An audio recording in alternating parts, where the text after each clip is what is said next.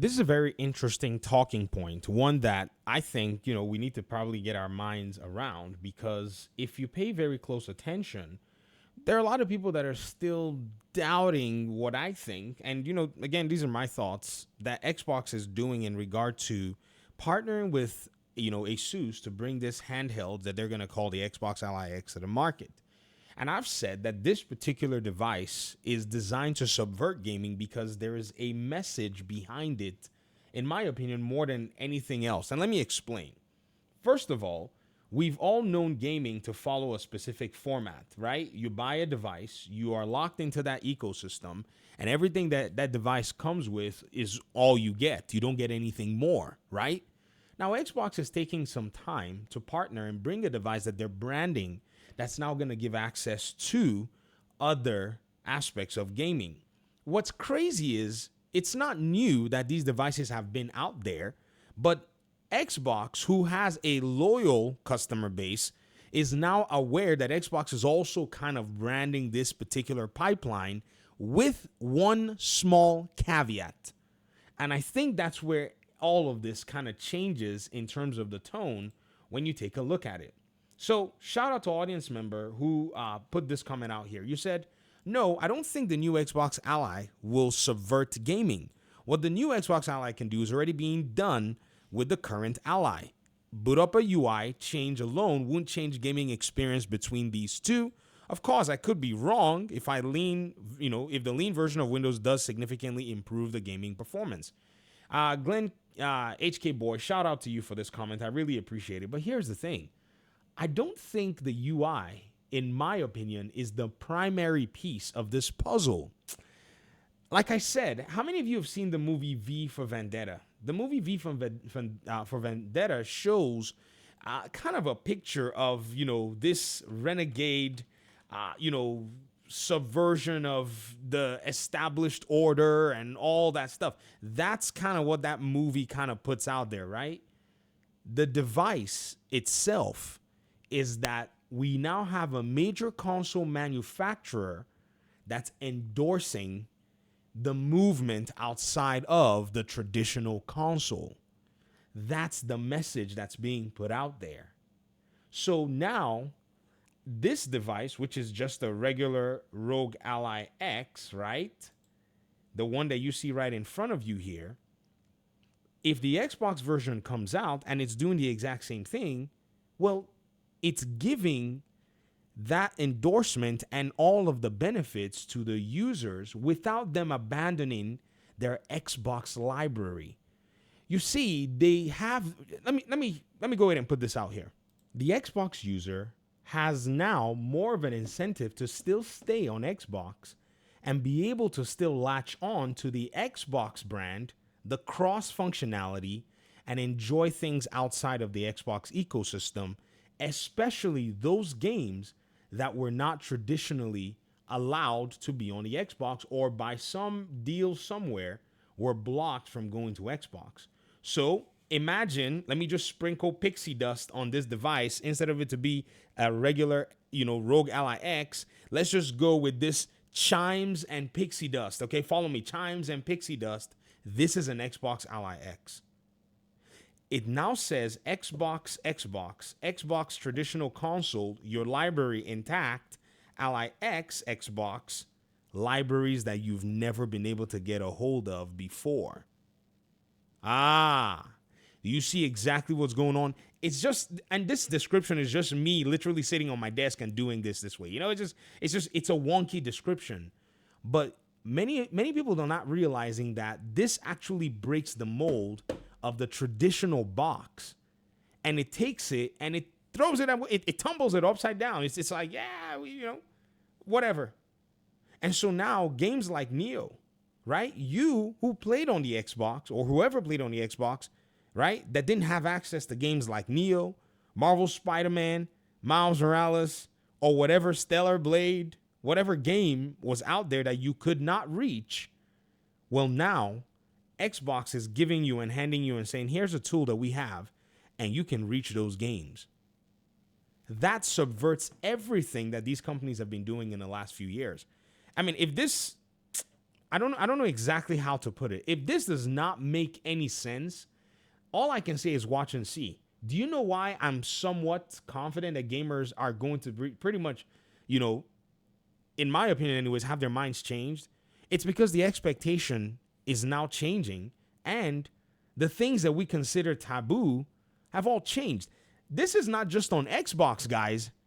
This is also on PlayStation, who took a non-traditional route to follow the bag and have also dumped their games as well on this platform. It subverted gaming in the traditional sense already. Xbox is just coming in with the hardware side and a bigger incentive to make money. Because if PlayStation had not moved off console, we wouldn't even be here. You feel me? We wouldn't even have this conversation for this particular aspect. Now, yes, we could have the conversation as to, okay, other games that couldn't reach Steam, that couldn't reach the Xbox console traditionally, right? Like if you go and look at, say, maybe Steam, let me get out of here and let's open up Steam or whatever it is, right? Let me minimize this. Sometimes I forget that this is like a, like this thing works like a PC. Like I'm thinking to myself, I'm like, all right, what do I got to do here now? Okay, you got to fire up Steam. Like I don't know what to do. Let me open up Steam. You open up Steam, right? You have access to, a lot of the games that are there that are not necessarily PlayStation games. But you have to realize that PlayStation has embarked on a very, very, I would say calculated means to ensure that these games did not go to Xbox. And it wasn't just their own 20-something games that they have over here.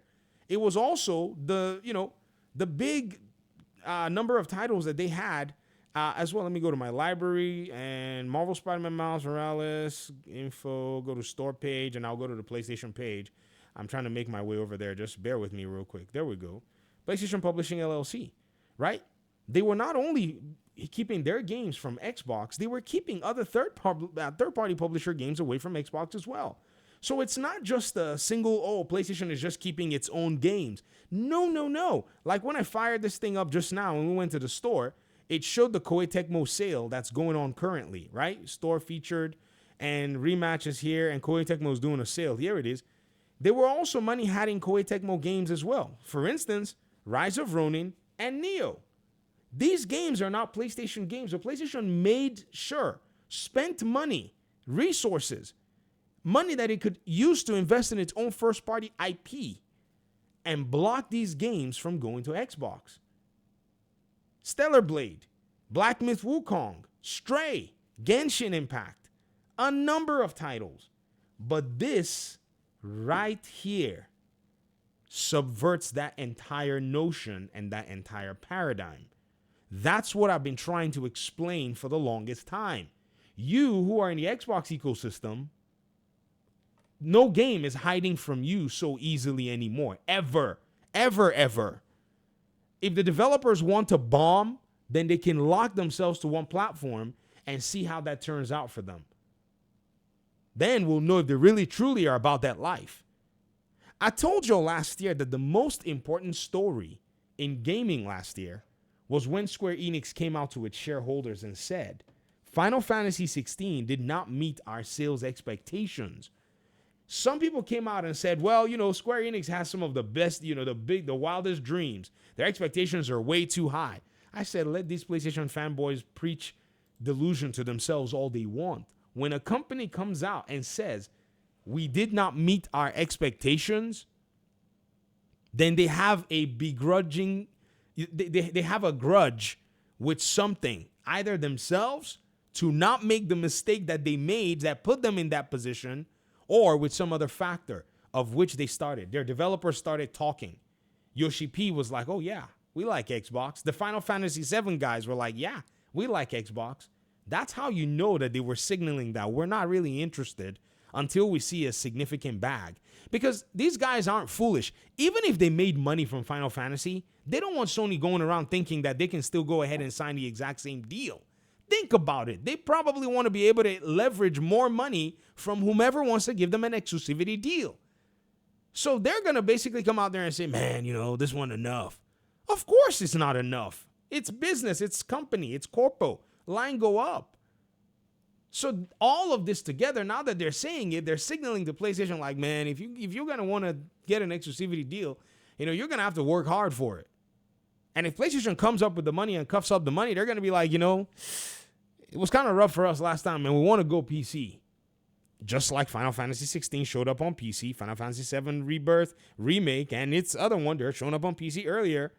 When they show up on PC earlier for these developers to be able to get an extra bag, you're going to be waiting for them.